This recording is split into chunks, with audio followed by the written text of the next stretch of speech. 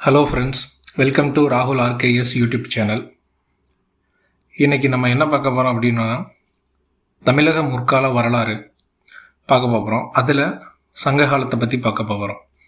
சங்க காலத்தோட கால வரையறை என்ன அப்படின்னு பார்த்தோம்னா, கிமு 300லிருந்து கிபி 300 வரைக்கும் இடைப்பட்டையிலான காலத்தை தான் நம்ம சங்ககாலம் அப்படின்னு சொல்லுறோம். இந்த சங்ககாலம் இதில் சங்கம் அப்படின்ற சொல்லுக்கான விளக்கம் என்ன அப்படின்னு பார்க்க போகிறோம். இந்த சங்கம் என்ற சொல் ஒரு சமஸ்கிருத சொல்லாகும். இந்த சங்கம் என்பதோடைய பொருள் என்னன்னா, ஒரு அமைப்பு அல்லது சங்கம் அல்லது கூட்டமைப்பு என்பதாகும். சங்கம் என்பதன் பொருள் சங்கம், அமைப்பு அல்லது கூட்டமைப்பு என்பதாகும். மதுரையை மையமாக கொண்டு பாண்டிய மன்னர்களின் ஆதரவின் கீழ் இயங்கிய தமிழ் புலவர்களின் அவையே சங்கம் குறிக்கிறது. சங்கம் என்பது அந்த அமைப்பு அல்லது கூட்டமைப்பு அப்படின்னு சொல்கிறோம் இல்லையா? அப்போ எந்த அமைப்பு எந்த கூட்டமைப்பு அப்படின்னு பார்த்தோம்னா, மதுரையை மையமாக கொண்டு பாண்டிய மன்னர்களின் ஆதரவின் கீழ் இயங்கிய தமிழ் புலவர்களின் அவை, அந்த அவையைத்தான் சங்கம் அப்படின்னு குறிக்கிறது. சங்கம் என்ற சொல்ல கிபி 7ஆம் நூற்றாண்டில் திருநாவுக்கரசர் தான் முதலில் சங்கம் என்ற சொல்லை பயன்படுத்தியுள்ளார். இந்த சங்ககாலம் என்பது இரும்பு காலத்தை சேர்ந்தது. இந்த சங்ககால பண்பாடு ஒரு பெருங்கற்கால பண்பாடு என அழைக்கப்படுகிறது. ஆட்சி முறை எப்படி இருந்துச்சுன்னு பார்த்தோம்னா, சங்க காலத்தில் முடியாட்சி முறை, அதாவது மன்னராட்சி முறை தான் நடைமுறையில் இருந்திருக்கு. சங்க காலத்தில் தமிழகத்துடைய எல்லைகள் பார்த்தோம்னா, வடவேங்கடம், தென்குமரி, ஆயிடை, தமிழ் கூறும் நல்லுலகம் என்ற தொல்காப்பிய இலக்கண நூலில் குறிப்பிட்டது போல, தமிழகத்தோடைய எல்லைகள் வடக்கே வேங்கடம், வேங்கடம்னா வெங்கடாச்சலபதி, திருப்பதியிலிருந்து தெற்கே கன்னியாகுமரி வரை விரிந்திருந்தது. அழகான அந்த பாடல் வரியில தொல்காப்பியத்தில் சொல்லியிருக்காங்க. வடவேங்கடம், தென்குமரி, ஆயிடை, தமிழ் கூறும் நல்லுலகம். தொல்காப்பியம். சங்க காலத்திற்கான வரலாற்று சான்றுகள். சங்க காலத்தை புரிந்து கொள்ள பின்வரும் கல்வெட்டுக்கள், நாணயங்கள் மற்றும் இலக்கிய சான்றுகள் உதவுகின்றன. சங்ககாலம் இதை பற்றி எதன் மூலமாக நம்ம தெரிஞ்சுக்கிறோம் அப்படின்னு பார்த்தோம்னா, முக்கியமாக 3 ஃபேக்டர்ஸ் இருக்குது. ஒன்று கல்வெட்டுக்கள், நாணயங்கள், இலக்கிய சான்றுகள். என்னென்னு பார்க்குறோம். ஃபஸ்ட்டு கல்வெட்டுகள் பார்க்க போகிறோம். கல்வெட்டுகளில் அசோகருடைய கல்வெட்டு, அசோகருடைய 2வது மற்றும் 13வது பாறை கல்வெட்டுக்கள் பிராகிருத மொழியில் எழுதப்பட்டுள்ளன. இந்த கல்வெட்டுகளில் தமிழகத்தின் மூவேந்தர்களையும், அதாவது சேர, சோழ, பாண்டியர் மற்றும் சத்திய புத்திரர்களையும், இந்த சத்திய புத்திரர் அப்படின்னா அதியமானையும் குறிப்பிடுகின்றது. இந்த கல்வெட்டுகளில் அசோகருடைய 2வது மற்றும் 13ஆம் காரை கல்வெட்டுகளில் பிராகிருத மொழியில் எழுதப்பட்டுள்ளன. இதில் தமிழகத்தின் மூவேந்தர்களையும், சேர, சோழ, பாண்டியர்களையும் அதியமானையும் குறிப்பிடுகிறது. அதியமான சத்திய புத்திரர் அப்படின்னு குறிப்பிடுகிறது. இவை இந்த சங்ககாலம் அசோகரின் பேரரசுக்கு வெளியே அமைந்திருந்த சுதந்திரமான அண்டை நாடுகளாக விவரிக்கப்பட்டுள்ளன. இவை அசோகரின் பேரரசுக்கு வெளியே அமைந்திருந்த சுதந்திரமான அண்டை நாடுகளாக விவரிக்கப்பட்டுள்ளன. இதில் கேரள புத்திரர்கள் அப்படின்னு குறிப்பிடப்பட்டுள்ளது. அந்த கேரள புத்திரர்கள் அப்படின்னு யாருன்னு பார்த்தோம்னா சேரர்களை குறிக்கிறது. சத்திய புத்திரர்கள் என குறிப்பிடப்பட்டுள்ளது, அது அதிகமான குறிப்பிடுகிறது. இப்போ இந்த கல்வெட்டு சான்றுகளில் நம்ம தெரிஞ்சுக்கிறோம் சங்க காலத்தை பற்றி. அசோகரோட கல்வெட்டுகளில் 2வது 13வது பாறை கல்வெட்டுகளில் தெரிய வருது. அந்த கல்வெட்டுகள் பிராகிருத மொழியில் எழுதப்பட்டுள்ளது. அதில் இந்த மாதிரி சொல்லியிருக்காங்க. அடுத்து நம்ம பார்க்க போகிற கல்வெட்டு கதிகும்பா கல்வெட்டு. கலிங்கத்துடைய காரவேலனுடைய கதிகும்பா கல்வெட்டு, ஹத்திகும்பா இல்லாட்டி ஹதிகும்பா கல்வெட்டு எப்படின்னாலும் சொல்லிக்கலாம். கலிங்கம், கலிங்க மன்னன் காரவேலனால் வெளியிடப்பட்டது. இது தமிழ் கூட்டமைப்பு பற்றி குறிப்பிடுகிறது. தமிழ் அரசுகளின் சங்கம் தமிழ் கான்ஃபெடரசி எப்படி இருந்துச்சுன்னு சொல்ல வருது. அப்போ கலிங்கத்து காரவேலனின் கதிகும்பா கல்வெட்டு நமக்கு சங்க காலத்தை பற்றி அறிய உதவும் ஒன் ஆஃப் த விட்னஸ் கல்வெட்டு. இது தமிழ் கூட்டமைப்பு பற்றி குறிப்பிடுகிறது. அடுத்து நம்ம பார்க்க போகிறது தமிழ் பிராமி கல்வெட்டுக்கள். மாங்குளம், அழகர்மலை மற்றும் கீழவளவு கல்வெட்டுக்கள் பாண்டிய மன்னர்களை பற்றி அறிய உதவுகிறது. கரூர் மாவட்டம் புகழூர் கல்வெட்டு சேர மன்னர்களின் 3 தலைமுறைகளை குறிப்பிடுகிறது. சம்பை அதியமான் தொடர்பான தகவல்களை கொண்டுள்ளது. இப்போ நம்மளுக்கு கிடைக்கிற 3 சான்றுகளில் கல்வெட்டுகள் பார்த்துட்டோம். அடுத்து நாணயங்கள் பார்க்க போகிறோம். தமிழகத்தின் பல்வேறு பகுதிகளில் தங்கம், வெள்ளி மற்றும் செம்பினால் ஆன ரோமானிய நாணயங்கள் கண்டெடுக்கப்பட்டுள்ளன. இது சர்வதேச வணிகத்தை காட்டுகிறது. சேரர்கள், சோழர்கள், பாண்டியர்கள் மற்றும் வேளிர்கள், குறுநில மன்னர்கள் வெளியிட்ட தனித்துவமான நாணயங்களும் கண்டுபிடிக்கப்பட்டுள்ளன. அப்போ அந்த கண்டுபிடிக்கப்பட்ட நாணயங்கள்லேருந்து சங்ககாலத்தை பற்றிய குறிப்புகளும் நமக்கு கிடைக்கின்றன. அடுத்து பயணச் சான்றுகள், பயண குறிப்புகள், வெளிநாட்டு சான்றுகள், பயணிகளுடைய குறிப்புகள் இதன் மூலமாகவும் நமக்கு கிடைக்கிறது. சங்ககால தமிழகத்திற்கும் வெளிநாடுகளுக்கும் இடையிலான வணிக தொடர்புகளை உறுதிப்படுத்தும் சான்றுகள். எகிப்தில் கிடைத்த சான்றுகள் என்ன அப்படின்னு பார்த்தோம்னா, பெரனிக்கே மற்றும் குசிர் அல் காதிம் ஆகிய இடங்களில் தமிழ் எழுத்துக்கள் பொறிக்கப்பட்ட பனை ஓடுகள் கண்டெடுக்கப்பட்டன. எகிப்தில் பெரனிக்கே மற்றும் குசிர் அல் காதிம் அப்படின்ற 2 இடத்துல நடத்தப்பட்ட அகழாய்வுகளில் பானை ஓடு கிடைச்சிருக்கு. அந்த பானை ஓடுகளில் தமிழ் எழுத்துக்கள் இருந்திருக்கு.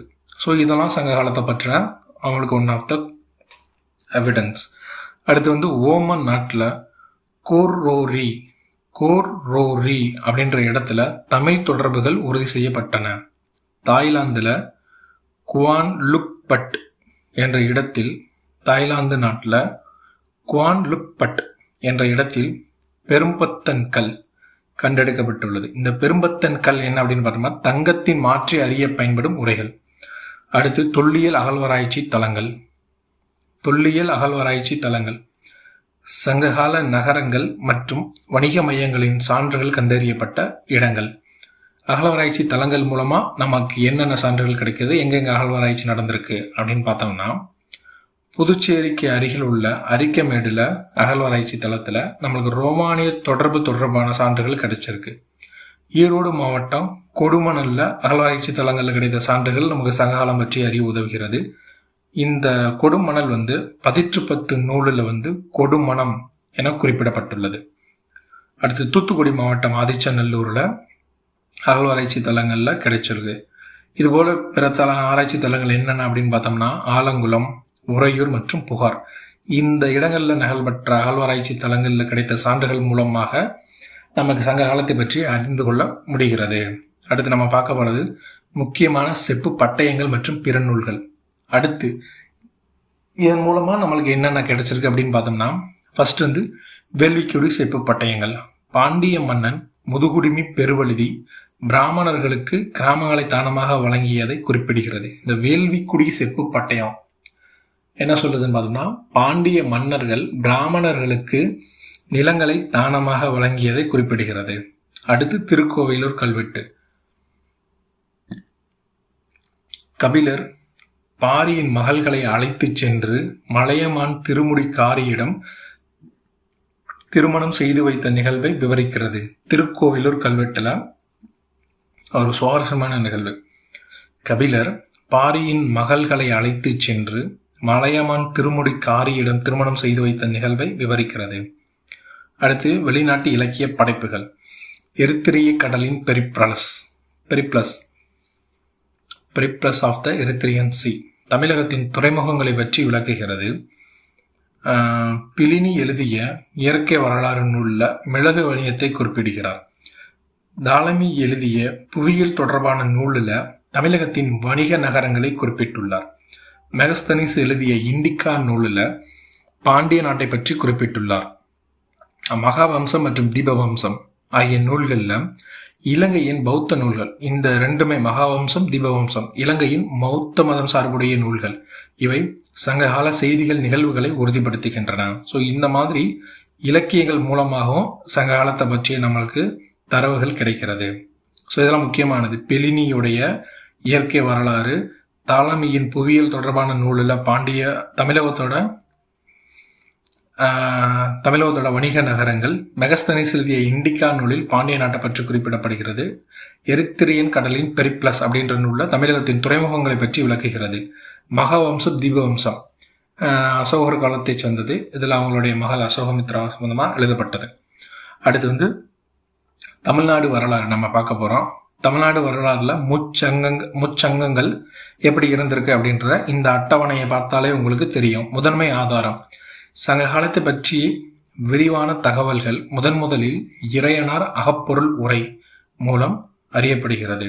இதுல இடம் பார்த்தோம்னா முதல் சங்கம், இடைச்சங்கம், கடைச்சங்கம். முதல் சங்கம், இடைச்சங்கம், கடைச்சங்கம் அப்படின்னு 3 காலமா போட்டுருவோம். இடம் முதல் சங்கம் எங்க இருந்துச்சு பார்த்தோம்னா தென்மதுரை அல்லது தொல்மதுரை. இது லமூரியா கண்டத்துல இருந்ததா சொல்லப்படுகிறது.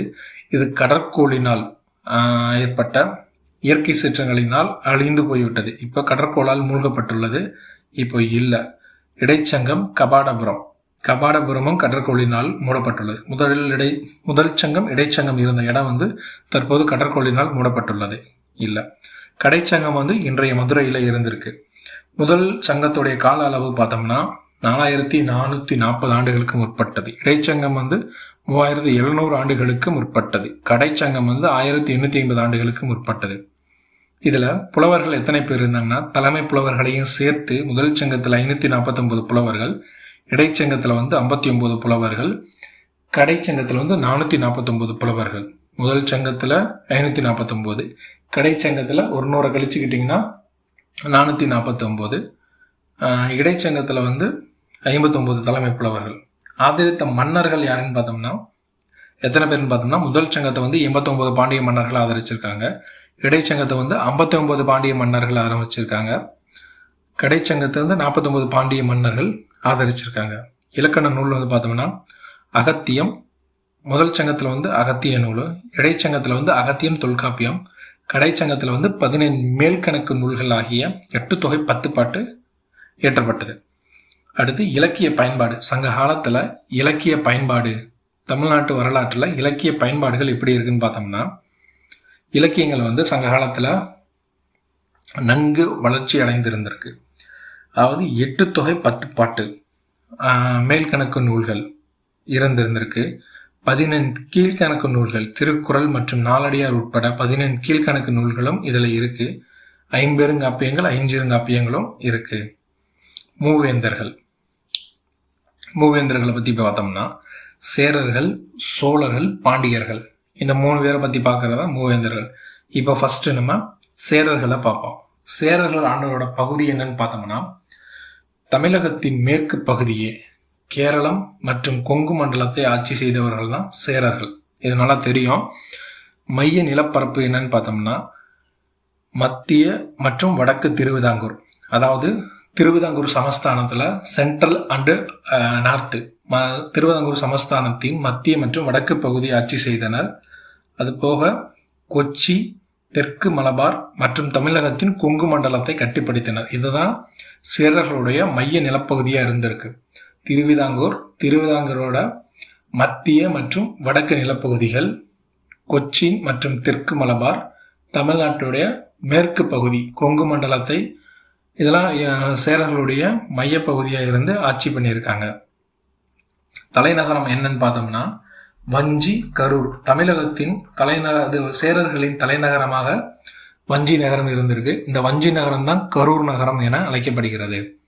அடுத்து சிலர் கேரளாவில் உள்ள இடத்தை, அதாவது கேரளாவில் திருவஞ்சைக்களம் அப்படின்ற ஒரு இடம் இருக்கு, அந்த இடமும் இவங்களுக்கு தலைநகராக இருந்ததாக குறிப்பிடுகிறார்கள். அப்ப வஞ்சி, கரூர் சேரர்களுடைய தலைநகரமாக வஞ்சி இருந்ததாகவும் திருவஞ்சைக்களம் இருந்ததாகவும் குறிப்பிடப்படுகிறது. இந்த திருவஞ்சைக்களம் என்றது கேரளாவில் இருக்கு. துறைமுக நகரங்கள் என்னென்னு பார்த்தோம்னா முசிறி மற்றும் துண்டி. இது மேற்கு கடற்கரையில இருக்கு. இவங்களுடைய சின்னம் வில்லம்பு, மாலை பூ, பனம்பூ.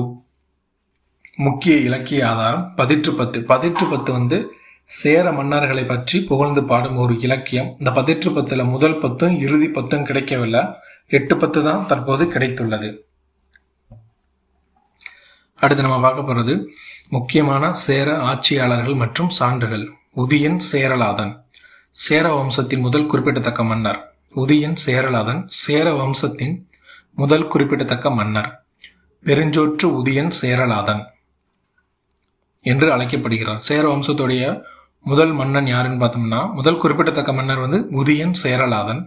இவரோட சிறப்பு வந்து பார்த்தா பெருஞ்சோற்று உதியன் சேரலாதன். ஏன் அப்படி அழைக்கப்படுகிறான்னு பார்த்தோம்னா, மகாபாரத போரின் இருதரப்பு வீரர்களுக்கும் பெரும்பிருந்து பெருஞ்சோறு வழங்கியதாக கூறப்படுகிறது. உதியன் சேரலாதன் பார்த்தாச்சு. அடுத்து நம்ம பார்க்க போற முக்கியமான மன்னன் வந்து இமயவரமன் சேரலாதன். பேரிலே இருக்கு இமயம் வரமன், இமய வரம்பன்.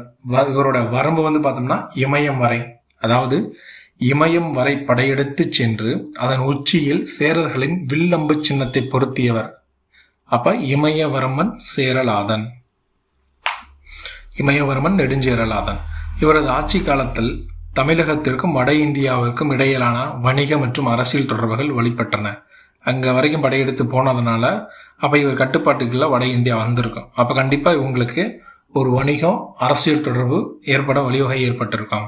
அப்ப இவரது ஆட்சி காலத்துல தமிழகத்திற்கும் வட இந்தியாவுக்கும் குறிப்பாக பாடலிபுத்திரம் வரை வணிக மற்றும் அரசியல் தொடர்புகள் வலுப்பெற்றன.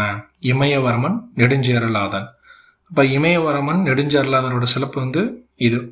உதியன் சேரலாதன் வந்து பெருஞ்சோறு, மகாபாரத போர்ல இருதரப்புக்கும் சாப்பாடு போட்டிருக்காரு, பெரும் விருந்து வழங்கியது கூறப்படுகிறது. இப்ப உதியன் சேரலாதனுக்கு பெருஞ்சோறு, இமயவரமனுக்கு வில்லம்பு, வணிக மற்றும் அரசியல் தொடர்பு வட இந்தியா வரை இருந்திருக்கு. அடுத்து நம்ம பார்க்க போற முக்கிய மன்னன் சேரன் செங்குட்டுவன். கடல் பிறகோட்டிய செங்குட்டுவன் என அழைக்கப்படுகிறார். இமயவரமனின் மகன். இவர் 56 ஆண்டுகள் சிறப்பாக ஆட்சி செய்தார். இவர் வந்து சிலப்பதிகாரத்தை இயற்றிய இளங்கோவடிகளுக்கு சகோதரர். சேரன் செங்குட்டுவனின் தம்பி தான் இந்த இளங்கோவடிகள். இளங்கோவடிகள் காலம் கிபி 2ஆம் நூற்றாண்டை சேர்ந்தது. இவருடைய வெற்றி என்னன்னு பார்த்தோம்னா, இவர் வந்து தன்னுடைய கடல் வணிகத்தை பாதுகாக்கும் பொருட்டு கடற்கொள்ளையர்களான கடம்பர்களை ஒடுக்கினார். அது மட்டுமல்ல, பத்தினி தெய்வ வழிபாட்டை அறிமுகப்படுத்தியவர் யாருன்னு பார்த்தோம்னா சேரன் செங்குட்டுவன். இவர் வந்து பத்தினி தெய்வ வழிபாட்டை அறிமுகப்படுத்தியிருக்காரு. இமயமலையிலிருந்து கற்களை கொண்டு வந்து கங்கையில் புனித நீராட்டி வஞ்சியில் கண்ணகிக்கு கோயில் கட்டினார். அப்ப பத்தினி தெய்வ வழிபாடு முறையை ஏற்படுத்திய சேர மன்னன் சேரன் செங்குட்டுவன். ஆனா முதலாக இமயம் வரை படையெடுத்து சென்று சேரர்களின் வில்லம்பு சின்னத்தை பொருத்தியவர் யாருன்னு பார்த்தோம்னா இமயவரமன் நெடுஞ்சேரலாதன். கொஞ்சம் தெளிவா படிச்சுக்கிறோம். அடுத்து சர்வதேச இருப்பு. இலங்கை மன்னர் முதலாம் கயவாகு கோயில் பிரதிஷ்டையில் கலந்து கொண்டார். இது சங்ககால காலவரிசையை உறுதிப்படுத்த உதவுகிறது. வரலாற்று குறிப்பு. சிலப்பதிகாரம் இவரது வட இந்திய பயணத்தை குறிப்பிட்டாலும் சங்க பாடல்களில் இது காணப்படவில்லை. சேரல் இரும்பொறை. அடுத்து நம்ம பார்க்க போறது சேரல் இரும்பொறை. கரூரை தலைநகராக கொண்டு ஆண்ட பொறையூர் கிளையைச் சேர்ந்தவர். தனது சொந்த பெயரில் செம்பு மற்றும் ஈய நாணயங்களை வெளியிட்டார். இந்த நாணயங்களில் தமிழ் பிராமி எழுத்துக்களும் வில்லம்பு சின்னமும் பொறிக்கப்பட்டிருந்தன. இந்த நாணயங்களில் தமிழ் பிராமி எழுத்துக்களும் ரோமானிய நாணயங்களை பின்பற்றி வில்லம்பு சின்னமும் பொறிக்கப்பட்டிருந்தன. சேரல் இரும்பொறை. அடுத்து சேர மன்னர்களின் முக்கிய போர்கள் மற்றும் பிற்கால சேரர்கள் பற்றி பார்ப்போம். இப்ப இந்த சேர மன்னர்களோட முக்கிய போர்கள் என்ன அப்படின்னு பார்த்தோம்னா, நெறிவாயில் போர். சேர மன்னன் செங்குட்டுவன் தனக்கு எதிராக போரிட்ட 9 குறுநில மன்னர்களை 9 சோழ இளவரசர்கள் என்று அழைக்கப்படுபவர் நெறிவாயில் என்ற இடத்தில் தோற்கடித்தார். முக்கிய போர்களை பார்த்துட்டு இருக்கான். ஃபர்ஸ்ட் நெறிவாயில் போர். நெறிவாயில் போர் என்ன அப்படின்னு பார்த்தோம்னா, சேரன் செங்குட்டுவன் இருக்கார்ல, செங்குட்டுவன் தனக்கு எதிராக போரிட்ட 9 குறுநில மன்னர்களை நெறிவாயில் அப்படின்ற இடத்துல தோற்கடிக்கிறாரு. அடுத்து கடம்பர்களுக்கு எதிரான போர். செங்குட்டுவன் கடற்கொள்ளையர்களான கடம்பர்களை அடக்கி அவர்களின் காவல் மரமான கடம்பு மரத்தை வெட்டினார். இந்த வெற்றியின் காரணமாக அவர் கடற்பிறகோட்டிய செங்குட்டுவன் என்று அழைக்கப்பட்டார். கடற்பிறகோட்டிய செங்குட்டுவன். அது கடம்பர்களை அடக்கி அவர்களின் காவல் மரமான கடம்ப மரத்தை வெட்டினார். இந்த வெற்றியின் காரணமாக கடற்பிறகோட்டிய செங்குட்டுவன் என்று அழைக்கப்பட்டார். நெறிவாயில் போர்ல ஈடுபட்டவரும் சேரன் செங்குட்டுவன் தான். பெருஞ்சோற்று உதியன் சேரலாதன். பெருஞ்சோற்று உதியன் சேரலாதன் என அழைக்கப்படுபவர் உதியன் சேரலாதன். வில்லம்பு சின்னத்தை இமயமறை படையெடுத்து சென்று பொறித்தவர் இமயவரமன் நெடுஞ்சேரலாதன். இமயத்திலிருந்து கல்லெடுத்து வந்து கங்கையில் நீராட்டி கரூரிலே வஞ்சியில் கண்ணகைக்கு சிலை எடுத்தவர் சேரன் செங்குட்டுவன். அடுத்து நம்ம பார்க்க போறது வந்து சேரல் இரும்பொறை வம்சம். சேரல் இரும்பொறை வம்சம். வடதிசை பயணம், மோகூர் போர். அடுத்து நம்ம பார்க்க போறது வந்து மோகூர் போர். செங்குட்டுவன் பழையன் மோகூர் என்ற குறுநில மன்னரை தோற்கடித்தார். வடதிசை பயணம். அவர் இமயமலை வரை படையெடுத்து சென்று கனகர் மற்றும் விஜயர் உள்ளிட்ட வட இந்திய மன்னர்களை தோற்கடித்தார். சேரல் இரும்பொறை வம்சம். இச்சேர மன்னனை பற்றி புகழூர் கல்வெட்டு குறிப்பிடுகிறது. இவர் தனது சொந்த பெயரில் நாணயங்களை வெளியிட்டார். கணைக்கால் இரும்பொறை. இவர் சோழ மன்னன் செங்கானனுடன் போரிட்டு தோல்வியடைந்து சிறைபிடிக்கப்பட்டார். சிறைபிடிக்கப்பட்ட சோழ மன்னன் வந்து சிறைபிடிக்கப்படுறாரு. சிறையில் இருக்கும்போது வாயிற்காவலரிடம் தண்ணீர் கேட்கிறாரு. வாயிற்காவலர் வந்து அவரை வந்து ஒரு அவமான குறைச்சலாக கருதவும் திரும்ப அவர்கிட்ட தண்ணி கேட்க அவர் அரச பரம்பரை சேர்ந்தன் தான் இனிமேல் அவன்கிட்ட தண்ணி கேட்க மாட்டேன் அப்படின்னு சொல்லிக்கிட்டு உயிர் நீத்தார். சிறையில் தனது மானத்தை காப்பதற்காக உயிர் நீத்தார். இவரது நண்பரான பொய்கையார் இவரை விடுவிக்கும் முயற்சியாக களவழி 40 என்ற நூலை இயற்றினார். இப்ப நம்ம பார்த்தது வந்து சேரர்கள். இதுவரை நம்ம பார்த்தது சேரர்கள். சேரர்களுடைய பகுதி என்னது, அவங்களுடைய மைய நிலப்பகுதி திருவிதாங்கூர். திருவிதாங்கூர் சமஸ்தானத்துடைய மத்திய மற்றும் வடக்கு நிலப்பகுதி கொச்சின், தெற்கு மலபார் மற்றும் தற்போதைய மேற்கு தமிழக பகுதி, அதாவது கொங்கு மண்டல பகுதி தான் அவங்களுடைய முக்கிய மைய பகுதியாக இருந்திருக்கு. தலைநகரம் வஞ்சி அப்படின்னு சொல்றாங்க. கேரளாவில் உள்ள திருவஞ்சைக்களம் அப்படின்னு சொல்றாங்க. துறைமுகம் முசிறி துண்டி முக்கிய துறைமுகமா இருக்கு. இது மேற்கு கடற்கரையில இருக்கு. சின்னம் வந்து வில்லம்பு, மாலை வந்து பனம்பு. இது பின்னாடி நம்ம ஒரு டேபிளர் மாதிரி போட்டிருப்போம், உங்களுக்கு உதவும். சேரர்களை பற்றி அறிய உதவும் மிக முக்கிய இலக்கிய ஆதாரம் அப்படின்னு பார்த்தோம்னா 10 தான். 10 நம்மளுக்கு 8 தான் கிடைச்சிருக்கு. முதற் 10 இறுதி 10 கிடைக்கல. முக்கிய மன்னர்கள் வந்து உதியன் சேரலாதன், பெருஞ்சோற்று உதியன் சேரலாதன், இமயவர்மன் நெடுஞ்சேரலாதன், சேரன் செங்குட்டுவன் பார்த்தோம். சேரல் இரும்பொறை பார்த்தோம். அடுத்து முக்கியமான போர்கள் என்னென்ன நடந்துச்சு. நெறிவாயில் போரில் ஈடுபட்டது யாரு, கடம்பர்களுக்கு எதிரான போரில் ஈடுபட்டது யாரு, மோகூர் போர், வடதிசை பயணம். மோகூர் போரும் செங்குட்டுவன், வடதிசை பயணமும் செங்குட்டுவன் தான். இமயமலை வரை படையெடுத்து சென்று கனகர், விஜயர் உள்ளிட்ட வட மன்னர்களை தோற்கடித்தார் சேரன் செங்குட்டுவன். அடுத்து நம்ம பார்க்க போறவங்க சோழர்கள். சோழ நாடு காவிரி ஆறு பாயும் வளமான பகுதியாகும். இது சோநாடு மற்றும் சோழ மண்டலம் என்றும் அழைக்கப்படுகிறது. இது சோழநாடு மற்றும் சோழ நாடு எனவும் அழைக்கப்படுகிறது. அடிப்படை தகவல்கள். மையப்பகுதி. இதோட சோழர்களுடைய மையப்பகுதி என்ன அப்படின்னு பார்த்தோம்னா காவிரி டெல்டா. இன்றைக்கு இருக்கிற தஞ்சாவூர், திருச்சி, நாகப்பட்டினம் மாவட்டம் தான் இதோட மையப்பகுதி. பொதுவாக சொல்லணும்னா காவிரி டெல்டா. தலைநகரம் உறையூர் இருந்திருக்கு.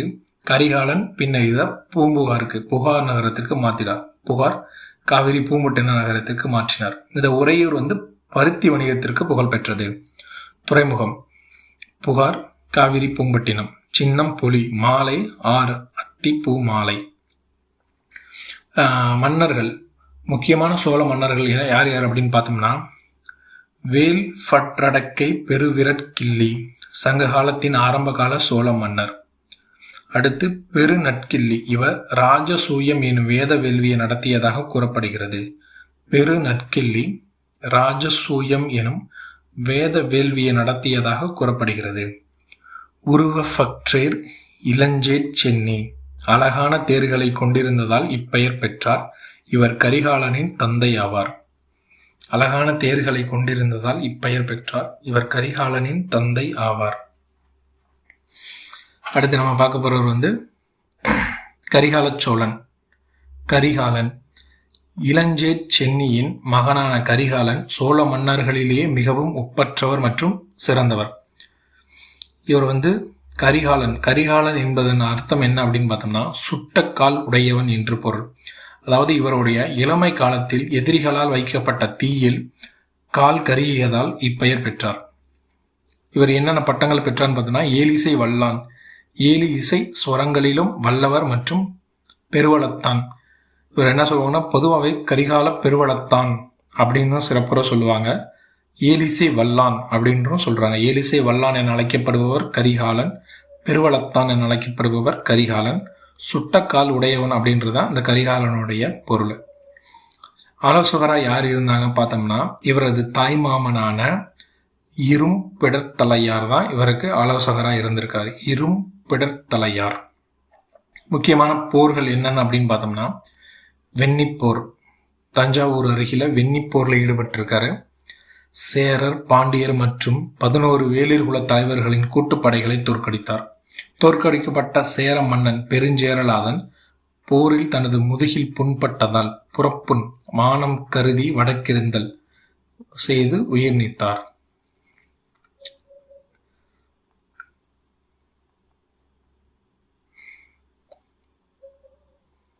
பெருஞ்சேரலாதன். ஓகேவா. அடுத்து நம்ம பார்க்கறது வாகை பரந்தலை போர். 9 வேளிர் குல தலைவர்களின் கூட்டமைப்பை தோற்கடித்தார். வடதிசை பயணம், வஜ்ரம், மகதம் மற்றும் அவந்தி போன்ற வட இந்திய அரசுகளை வென்றார். இது சிலப்பதிகார காப்பியத்தில் விரிவாக விவரிக்கப்பட்டுள்ளது. அடுத்து சோழர்களுடைய சாதனைகள் பார்க்கிறோம். இலங்கை படையெடுப்பு. இலங்கையை வென்று ஆயிரக்கணக்கான போர்க்கைதிகளை அழைத்து வந்தார். அந்த கைதிகளை வைத்து காவிரி ஆற்றின் குறுக்கே கல்லணை கட்டுவதற்கு அவர்களை தொழிலாளர்களாக பயன்படுத்தினார். கிராண்ட் அணைக்கட் கல்லணை இது உலகின் மிக பழமையான நீர்த்தேக்கங்களில் ஒன்று. இதன் மூலமாக சுமார் 60,000 ஏக்கர் பாசனத்திற்கு உதவுகிறது. இதன் காரணமாக இந்த கல்லணை கட்டியதனால இவர் பெண்ணிக்கு கரை கண்ட பூபதி என்று போற்றப்படுகிறார். பெண்ணிக்கு கரை கண்ட பூபதி என அழைக்கப்படுபவர் கரிகால சோழன், கரிகால பெருவளத்தான், ஏலிசை வல்லான், கரிகாலன், சுட்டக்கால் உடையவன். பொருளாதாரம். காடுகளை திருத்தி விளைநிலங்களாக மாற்றினார். இவரது ஆட்சியின் கீழ் உறையூரும் புகாரும். உறையூர் நம்ம ஏற்கனவே பார்த்தா பருத்தி வணிகத்திற்கு பெயர் பெற்றது அப்படின்னு பார்த்தா புகார் நகரத்திற்கு மாற்றினார். இவரது ஆட்சியின் கீழே உறையூரும் புகாரும் உலகத்தரம் வாய்ந்த வணிக நகரங்களாக மறைவு. கரிகாலன் ஒரு போரில் காயமடைந்து பின்னர் வடக்கிருத்தல் முறையில் உயிர் நீத்ததாக கூறப்படுகிறது. அடுத்து சோழர்கள் பற்றி குறிப்பிடும் இலக்கியம் என்னென்ன அப்படின்னு பார்க்க போறோம். சோழர்கள் ஆட்சி காலத்துல இருந்த வாரிசுரிமை என்னென்ன அப்படின்னு பார்க்க போறோம். பட்டினப்பாலை கடியலூர் உருத்திரன் கண்ணனாரால் எழுதப்பட்டது பட்டினப்பாலை. இது கரிகாலன் ஆட்சியின் போது நடந்த விறுவிறுப்பான வணிகத்தை விவரிக்கிறது. பட்டினப்பாலை எழுதியவர் யாருன்னு பார்த்தோம்னா கடியலூர் உருத்திரன் கண்ணனார். சேரர்களுக்கு எப்படி 10 ஒரு முக்கியமான இலக்கியமா இருக்கோ அதுபோல சோழர்களுக்கு இந்த பட்டினப்பாலை நூல் தான் இருக்கு. இந்த பட்டினப்பாலை நூலை எழுதியவர் யாருன்னு பார்த்தோம்னா கடியலூர் உருத்திரன் கண்ணனார். இந்த பட்டினப்பாலை நூல்ல வணிகம் விறுவிறுப்பா நடைபெற்றதாக தெரிவிக்கப்படுகிறது. வாரிசுரிமை எப்படி இருந்துச்சுன்னு பார்த்தோம்னா கரிகாலனோட மறைவுக்கு பிறகு குடும்பத்தின் புகார் மற்றும் உறையூர் கிளைகளுக்கு இடையே வாரிசுரிமை போட்டி ஏற்பட்டது. இப்போ சோழ தேசத்தை பற்றி ஒரு கிளான்ஸ் பார்த்துடலாம். சோழ தேசம் ஒரு பார்வை பகுதி எப்படி இருந்துச்சுன்னு பார்த்தோம்னா சோழர்களுடைய நிலப்பரப்பு வடக்கே வேங்கடம், திருப்பதி மலை வரை விரிந்திருந்தது. இவங்களோட மையப்பகுதி காவிரி டெல்டா தான். இதை சோழ மண்டலம் அப்படின்னு அழைக்கப்பட்டது. கரிகால் வளவன், கரிகாலன். சங்க காலத்தில் மிகவும் புகழ்பெற்ற சோழ மன்னர் தான் இந்த கரிகாலன்.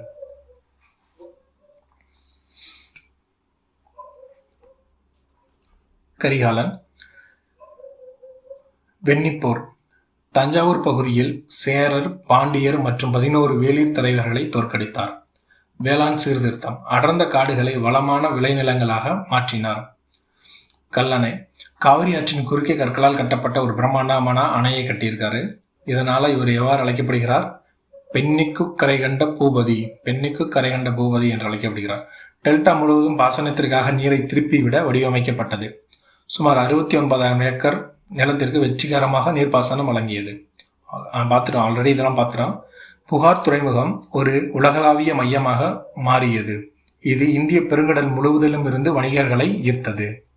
இலக்கிய சான்று. பட்டினப்பாலை 10 பாட்டு நூல்களில் ஒன்று. சர்வதேச வணிக மற்றும் கரிகாலனின் ஆட்சியின் கீழ் இருந்த வாழ்க்கை முறை பற்றிய விரிவான தகவல்களை வழங்குகிறது. முக்கிய ஆட்சியாளர்கள் யார் யாருன்னு பார்த்தோம்னா இளஞ்சேட் சென்னி, கரிகால் வல்லவன், கோச்செங்கனான், கிள்ளி வளவன் மற்றும் பெருநற்கிள்ளி. பாண்டியர்கள். வரலாறு மற்றும் சான்றுகள். பாண்டிய நாடு அதன் முத்துக்களுக்காகவும் தமிழ்ச் சங்கங்களை ஆதரித்ததற்காகவும் புகழ் பெற்றது. இப்போ நம்ம இதுக்கு முன்னாடி சேரர்கள், சோழர்கள் பார்த்துட்டோம். இப்போ நம்ம பார்க்க போகிறது பாண்டிய தேசம்.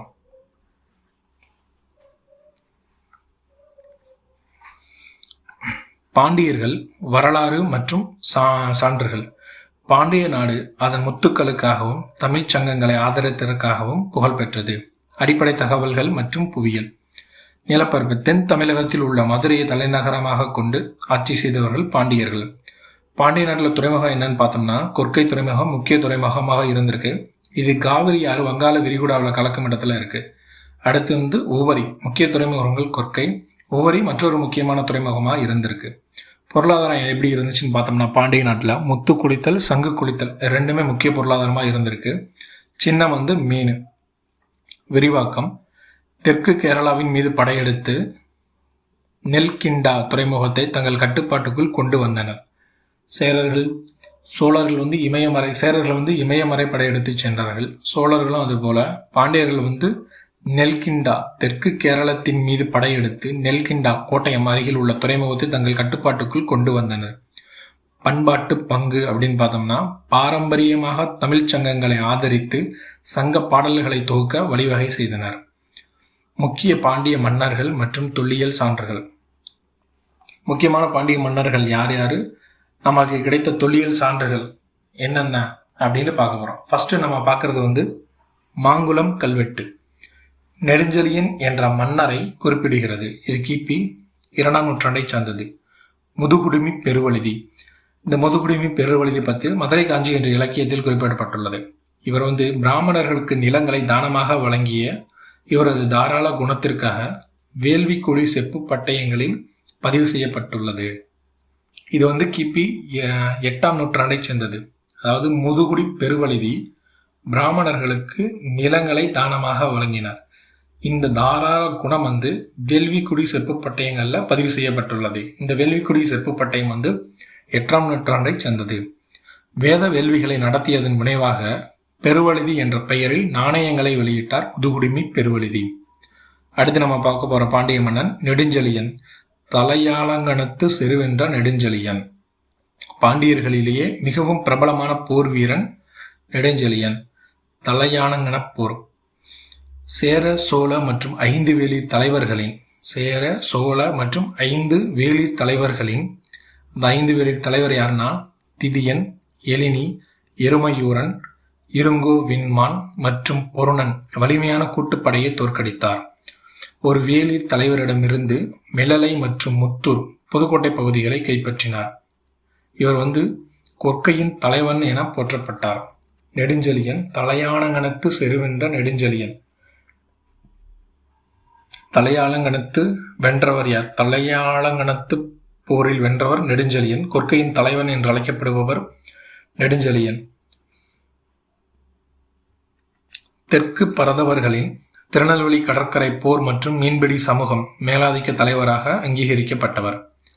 வெளிநாட்டவர் குறிப்புகள் மற்றும் நாணயவியல். மெகஸ்தனிஸ் எழுதிய இண்டிகா நூல்ல நம்ம ஆல்ரெடி பார்த்தோம். மெகஸ்தனிஸ் எழுதிய இண்டிகா நூல்ல பாண்டிய நாடு பற்றி குறிப்பிடப்பட்டுள்ளது. பாண்டிய நாடு ஒரு காலத்தில் ஒரு பெண்ணால் பாண்டையா ஆளப்பட்டதாக குறிப்பிடுகிறார் மற்றும் அதன் முத்துக்களின் தனிச்சிறப்பை எடுத்திருக்கிறார். ரோமானிய தொடர்பு. பாண்டிய மன்னர்கள் ரோமானிய பேரரசர் அகஸ்டஸுடன் தீவிர வணிக தொடர்பை பேணி வந்தனர். அப்ப சங்க காலத்துல தமிழர்களுக்கு ரோமானிய தொடர்பு இருந்துள்ளது. அந்த குறிப்பா அந்த தமிழர்கள்ல பாண்டியர்களுக்கு இருந்திருக்கு. எரித்திரிய கடலின் பெரிப்ளஸ்.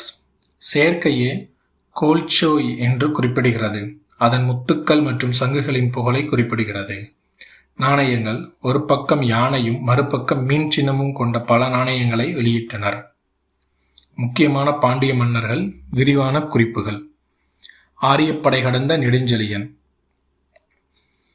ஃபர்ஸ்ட் நம்ம பார்க்க போற பாண்டிய மன்னர்கள் யாருன்னு பார்த்தோம்னா ஆரியப்படை கடந்த நெடுஞ்செழியன். இவர் சிலப்பதிகார காப்பியத்தில் இடம்பெறும் பாண்டிய மன்னர் யாவார். அதாவது கோவலனுக்கு, கண்ணகியின் கணவனுக்கு தவறான மரண தண்டனை வழங்கியதை உணர்ந்து ஞானோ கல்வன் ஞானோ அரசன் என்ற புகழ்பெற்ற வார்த்தைகளை கூறினார். கூறி தனது தவறை உணர்ந்த அடுத்த கணமே அரியணையிலிருந்து விழுந்து மாரடைப்பால் உயிர் துறந்தார். மாங்குளம் தமிழ் பிராமி கல்வெட்டு இம்மன்னரை பற்றிய தகவல்களை நமக்கு தெரிவிக்கிறது. அவர் சிலப்பதிகாரத்தில் குறிப்பிடப்படும் பாண்டிய மன்னன் இவர்தான். ஆரியப்படை கடந்த நெடுஞ்செழியன் இவர்தான். அரசனுடைய காற்சிலம்ப கோவலன் கண்ணகியோட காற்சிலம்ப கடை வீதியில விற்கிறதுக்காக போயிருப்பாரு. அப்ப அரசனோட காற்சிலம்பு காணன்ற செய்தி தெரிய வர அங்கு இருந்த படைக்காவலர்கள் கோவலன் தான் அரசனுடைய காற்சிலம்பு திருடி வித்துட்டு இருக்காரு அப்படின்ற தவறான தகவல் மூலமா அவரை எடுத்துட்டு போய் அரசவையில அரசன் முன்னாடி வழங்குவாங்க. அப்ப கண்ணகி கணவனை காணன்னு தேடி போகும்போது அரசவையில் இருக்கிற தகவல் தெரிஞ்சு, மன்னனே, கோவலன் விற்க வந்தது என்னுடைய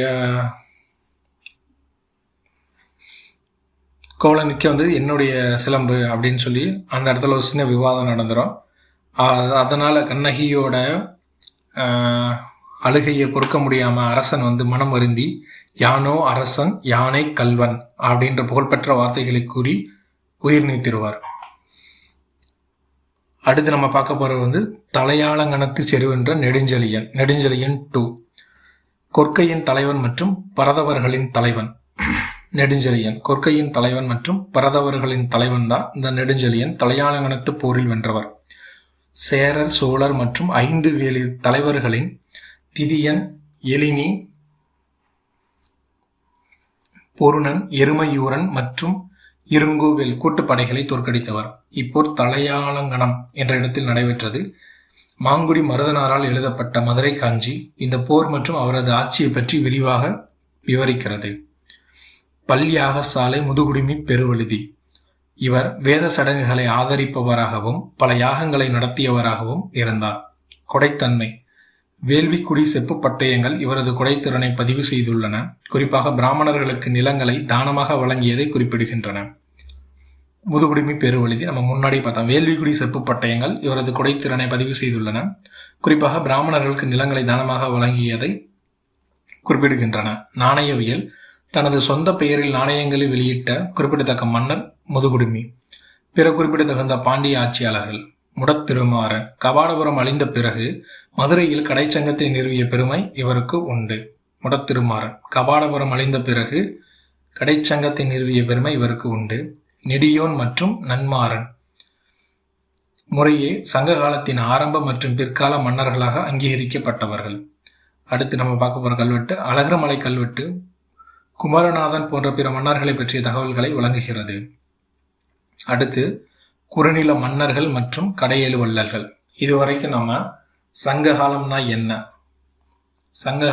என்ன, அதுக்கான டெஃபினிஷன் என்ன, அந்த சொல் பயன்பாடு என்ன, ஆட்சி முறை எப்படி இருந்துச்சு, சங்க காலத்தில் எல்லைகள் என்னென்ன இருந்துச்சு, சங்க காலத்தை அறியக்கூடிய வரலாற்று சான்றுகள் என்ன, கல்வெட்டுகள் என்ன, நாணயங்கள் என்ன, இலக்கிய சான்றுகள் என்ன, வெளிநாட்டு பயண குறிப்புகள் என்ன, அதெல்லாம் பார்த்துட்டு முச்சங்கங்கள் எங்கெங்க இருந்துச்சு அப்படின்னு சொல்லி அந்த அட்டவணையை பார்த்தோம். இலக்கிய பயன்பாடு எப்படி இருந்துச்சு சங்க காலத்தில், 17 மேல்கணக்கு நூல்கள் என்ன, 17 கீழ்கணக்கு நூல்கள் என்ன, 50 ஐஞ்சிறுங்காப்பியங்கள் என்ன அப்படின்னு பார்த்தோம். மூவேந்தர்களை 3ஆ பிரித்து சேர, சோழ, பாண்டியர்கள்.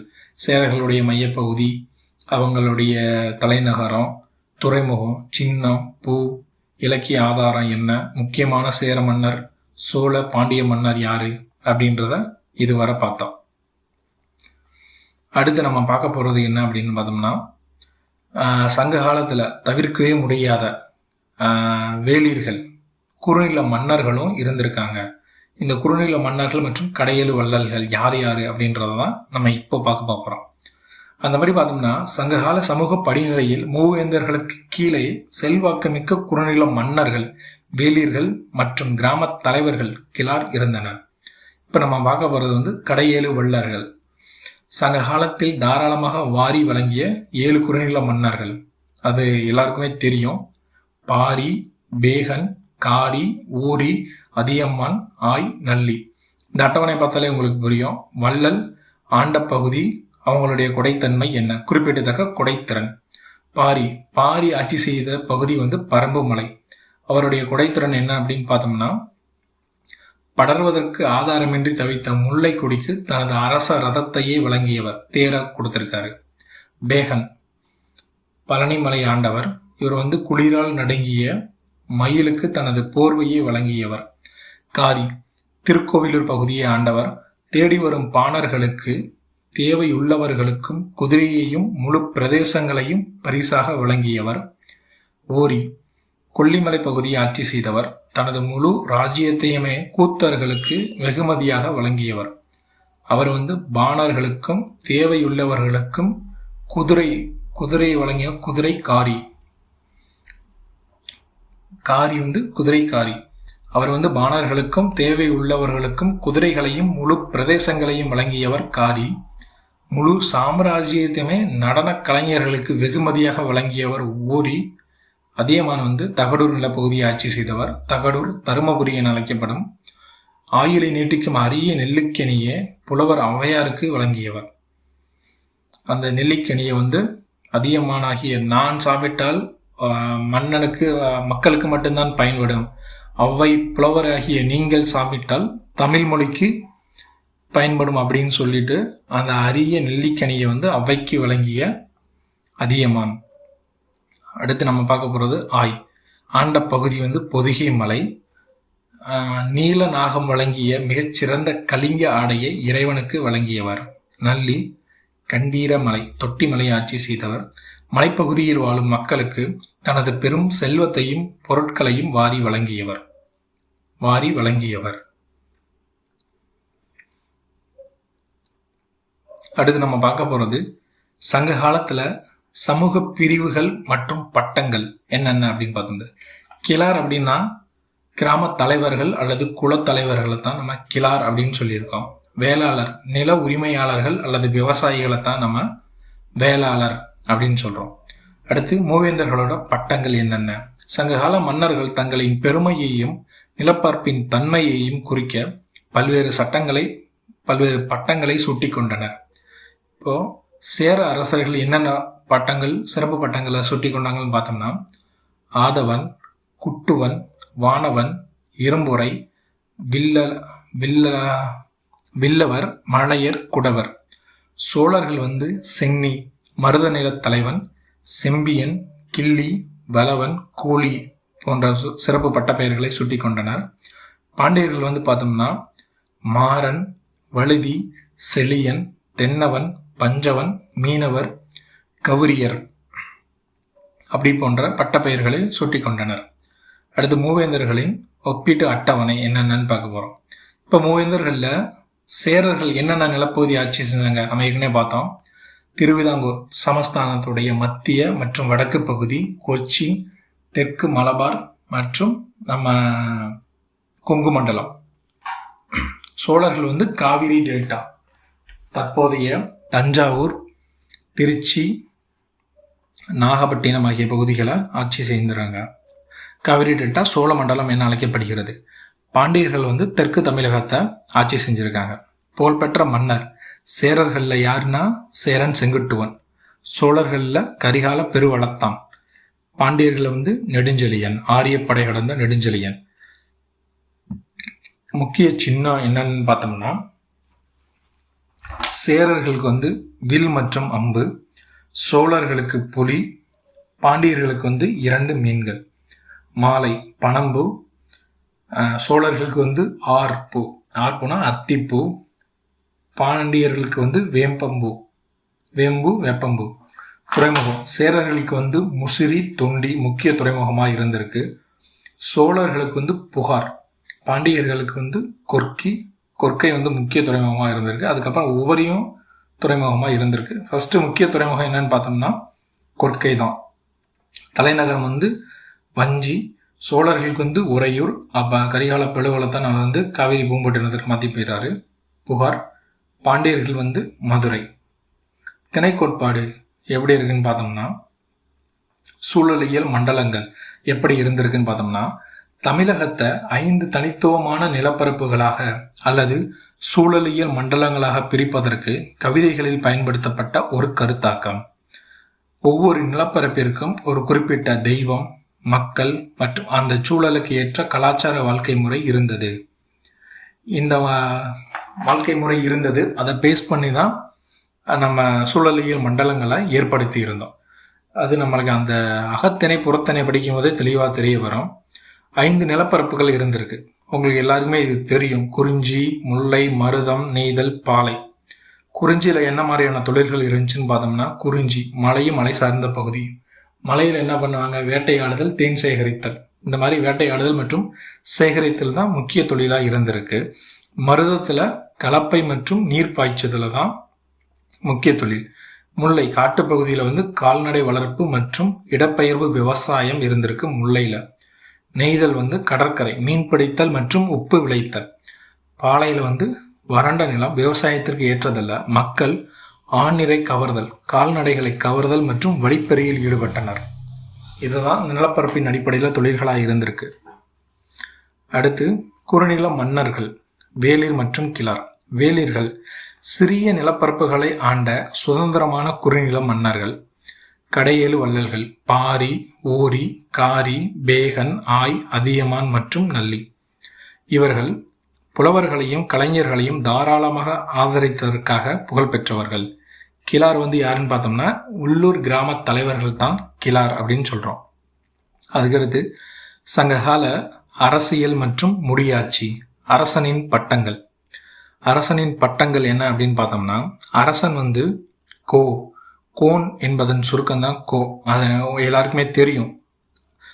அரசன் கோ அப்படின்ற பட்டத்தை சூட்டி கொண்டான் என்று அழைக்கப்பட்டான்.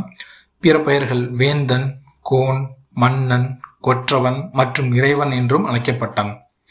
பரிசுரிமை பரம்பரை முறை பின்பற்றப்பட்டது. வழக்கமாக மூத்த மகனே அரியணை ஏறினார். முடிசூட்டு விழா அரசு கட்டில் ஏறுதல் அல்லது முடிசூட்டு விழா என்று அழைக்கப்பட்டது. இளவரசர்கள் பட்டத்து இளவரசர்கள் கோமகன், கோன அரசன், அரசனின் மகன், கோமகன் என்று அழைக்கப்பட்டனர். பட்டத்து இளவரசர்கள். இளைய இளவரசர்கள் இளங்கோ, இளஞ்செழியன் மற்றும் இளஞ்சேரல் என்று அழைக்கப்பட்டனர். இளைய இளவரசர்கள் இளங்கோ, இளஞ்செழியன் மற்றும் இளஞ்சேரல் என்று அழைக்கப்பட்டனர்.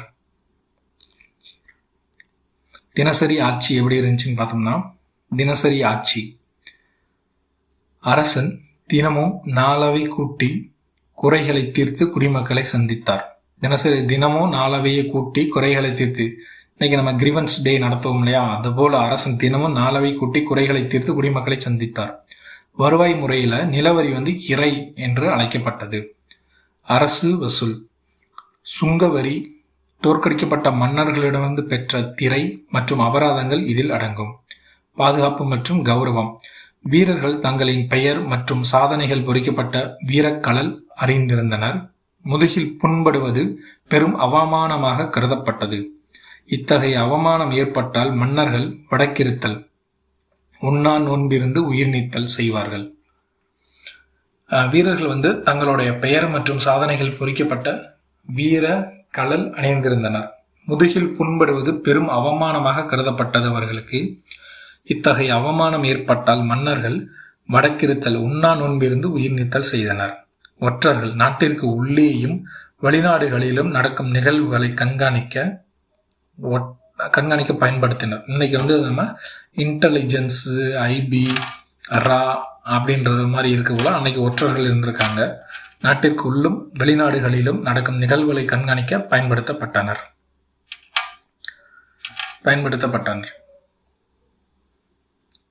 ஓகே ஃப்ரெண்ட்ஸ், இது வரைக்கும் பார்த்துருக்கோம். இன்னைக்கு அடுத்த வீடியோவில் உங்களுக்கு இதோட கண்டினியூஷன் நான் போடுறேன்.